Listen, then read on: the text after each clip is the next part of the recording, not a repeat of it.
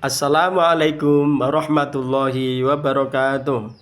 Selamat pagi anak-anak. Marilah kita teruskan pembelajaran pendidikan agama Islam dan budi pekerti pada pagi hari ini. Kita sudah masuk di semester yang kedua, bab yang ke-6, yaitu alam semesta sebagai tanda kekuasaan Allah. Silahkan dibuka buku paketnya masing-masing. Bapak Guru akan menerangkan satu persatu.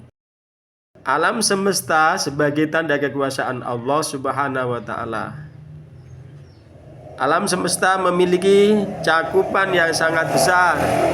Di dalamnya terkandung ragam ciptaan dan peristiwa yang mengagumkan. Tak seorang ahli pun menciptakan dan mengaturnya, sehebat apapun ahli tersebut. Semuanya tercipta dan terjadi hanya karena kehendak Allah Subhanahu wa Ta'ala. Dialah Allah Subhanahu wa Ta'ala satu-satunya yang maha berkehendak dan maha kuasa atas segala ciptaannya.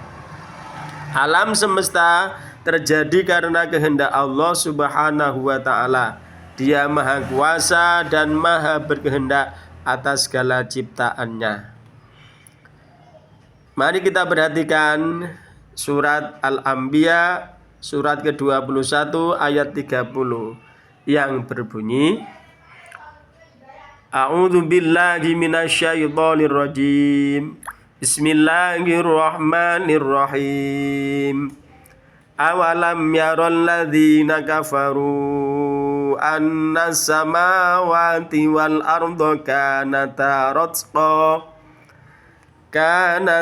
ratqan fafataqnahuma wa ja'alna minal ma'i kulla syai'in hayy afala yu'minun. Yang artinya, dan apakah orang-orang kafir tidak mengetahui bahwasanya langit dan bumi itu keduanya dahulu adalah suatu yang padu. Kemudian kami pisahkan antara keduanya, dan dari air kami jadikan segala sesuatu yang hidup. Maka mengapakah mereka tiada juga beriman? Al-Quran surat Al-Anbiya surat ke-21 ayat 30. Adapun isi kandungan Al-Quran surat Al-Anbiya surat ke-21 ayat 30 adalah, ayat ini menjelaskan bahwa orang-orang musyrik Mekah tidak memperhatikan alam ini. Peristiwa di dalamnya pun tidak pernah mereka perhatikan.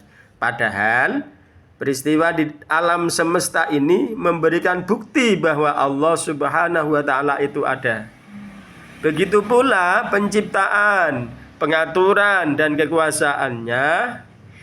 Ayat ini menjelaskan pula bahwa langit dan bumi pada awalnya bersatu. Kemudian Allah Subhanahu wa Ta'ala memisahkan keduanya.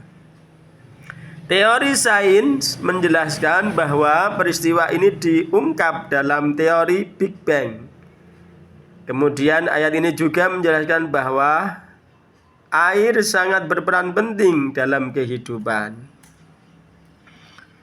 Untuk selanjutnya, yaitu Al-Quran surat Al-A'raf surat ke-7 ayat 54 yang berbunyi, Inna rabbakumullahu alladzi khalaqas samawati wal arda fi sittati ayyamin thumma istawa 'alal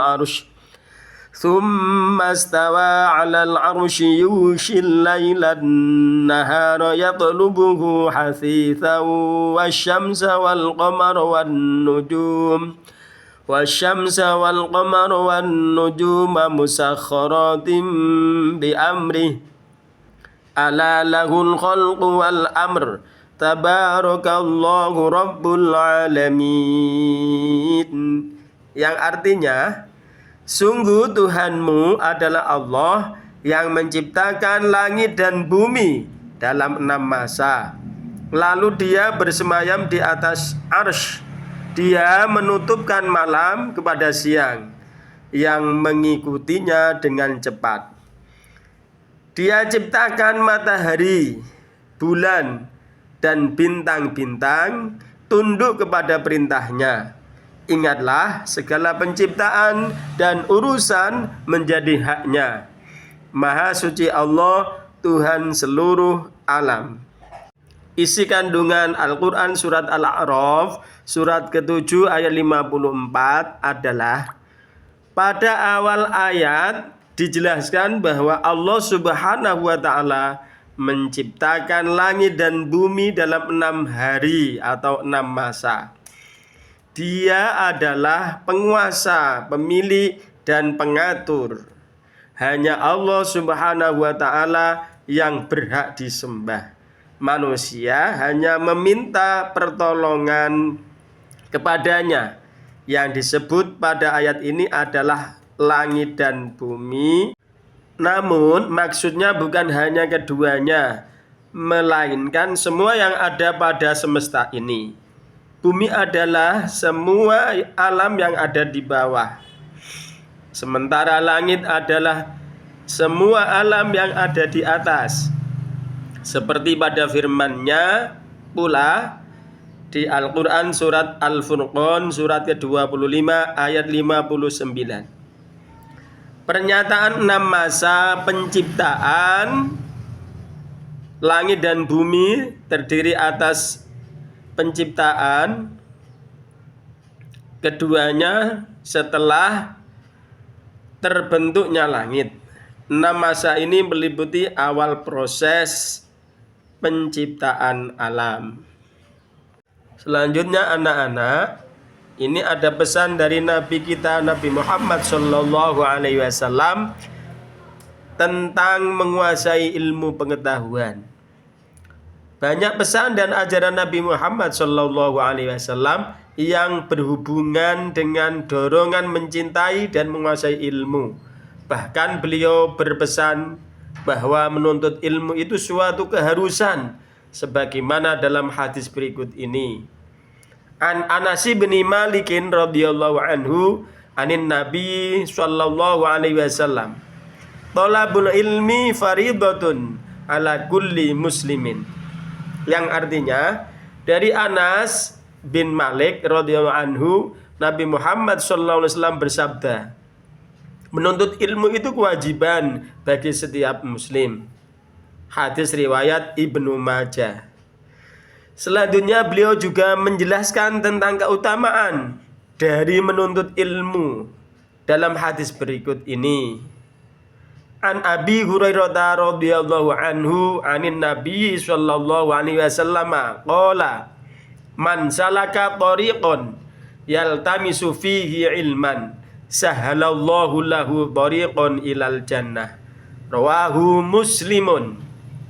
Yang artinya, dari Abu Hurairah radhiyallahu anhu, dari Nabi sallallahu alaihi wasallam, beliau bersabda, barang siapa yang menempuh suatu jalan untuk menuntut ilmu, Allah Subhanahu wa Ta'ala akan memudahkan baginya jalan ke surga. Hadis riwayat Muslim. Nabi Muhammad sallallahu alaihi wasallam pun melarang kita untuk menjadi orang yang tidak berilmu. Sesuai dengan hadis berikut ini. An Abi Bakrah radhiyallahu anhu anin Nabi sallallahu alaihi wasallam qala, kun aliman au muta'alliman au mustami'an au muhibban la takunil khamisa fatahlik. Rawahul Baihaqi. Yang artinya, dari Abu Bakrah dari Nabi Muhammad SAW, beliau bersabda, jadilah kamu orang yang pandai, atau orang yang belajar, atau orang yang mendengarkan, atau orang yang senang atau cinta kepada orang yang mempunyai ilmu. Janganlah kamu menjadi orang yang kelima, maka kamu akan celaka. Hadis riwayat Baihaqi. Nilai-nilai yang dapat dipetik pada penciptaan dan pengaturan alam semesta. Yang pertama, satu, yaitu kecerdasan intelektual yang diberikan olehnya. mengantarkan manusia untuk berpikir dan mengembangkan ilmu pengetahuan. 2. Aspek spiritual mengantarkan pada keyakinan kepada Allah Subhanahu wa taala yang menciptakan segala sesuatu dengan teratur. 3. Menguatkan keyakinan bahwa Al-Quran memiliki kemukjizatan dalam dasar-dasar teori sains tentang alam semesta. 4. Dorongan untuk meningkatkan keimanan dan ketakwaan kepada Allah Subhanahu wa taala. Sekarang kita belajar tentang ilmu tajwid, yaitu hukum bacaan gunnah. Hukum bacaan gunnah adalah apabila terdapat huruf nun bertasydid atau mim bertasydid, maka wajib dibaca gunnah atau dengung yang sempurna. Cara membacanya adalah dibaca dengung dengan panjang 2 harokat atau 1 alif. Contoh, inna, summa, walamma, walakinna. Itu adalah contohnya. Setiap membaca nun atau mim bertasydid, cara membacanya dengan mendengungkan huruf atau mim bertasydid itu.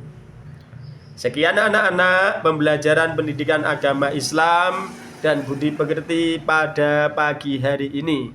Semoga anak-anak semua bisa memahami dan mengamalkannya.